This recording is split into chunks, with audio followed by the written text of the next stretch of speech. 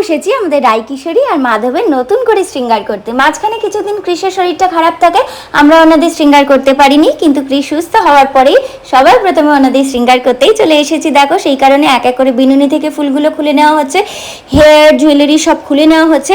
আর এবারে আমার ইচ্ছে ছিল একটু নতুন কিছু ওনাদের ওপরে ট্রাই করার, মানে শাড়ি তো চেঞ্জ হবেই, কিন্তু জুয়েলারি আর হেয়ারস্টাইলটা যদি চেঞ্জ করা যায় তাহলে লুকটাও হয়তো নতুন হবে। সেই কারণে শাড়িটা তো চেঞ্জ করে দেওয়া হয়েছে, তার সাথে এই জুয়েলারিটা দেখো পরাতে গিয়ে আমি ওকে বললাম যে না, অন্য কিছু জুয়েলারি পরাও এবারে।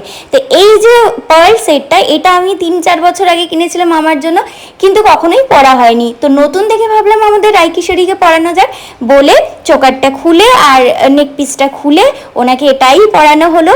আর দেখো, নতুন করে বান স্টাইলে আমি হেয়ার করে দিয়েছি, আগের বিনুনি আর করিনি। আর বলছিলাম তোকে তো পুরো চাইনিজ মাম্মা লাগছে, এত সুইট লাগছে আমাদের রায়কিশোরীকে। তারপর এক এক করে টায়রা টিকলি মুকুট পরিয়ে দিলাম। এই মুকুটটাও না রায়কিশোরীর জন্য একদম নতুন করে কিনেছি। আর দেখো, এখানে জুয়েলারি পরানোর পর ওনার যেন মুখটাই আলাদা হয়ে গেল, পুরো চেঞ্জ হয়ে গেল অন্যবারের তুলনায়, তাই না? আর ক্রিস তো দুপাট্টা ছাড়া রায়কিশোরীকে দেবেই না সাজতে, সেই কারণে দেখো একটা দুপাট্টাও ওপর দিয়ে পরিয়ে দেওয়া হলো। আর এখানে তারপরে ক্লিপ দিয়ে লাগিয়ে দেওয়া হচ্ছে দুপাট্টাটা। আর আমি নথ, কানের, তারপর ফুলগুলো পরিয়ে দিলাম। আর জুয়েলারি পরানোর পর চুলটা বাঁধার পর ওনাকে যেন আগের তুলনায় একদম আলাদা লাগছে, মনেই হচ্ছে না এটা আমাদের সে আগের রায়কিশোরী, আরও বেশি মিষ্টি লাগছে। তারপর এক এক করে মালাগুলো পরিয়ে দেওয়া হলো। তোমাদের আমাদের এই নতুন রূপে রায়কিশোরীকে কেমন লাগলো জানাতে ভুলো না কিন্তু।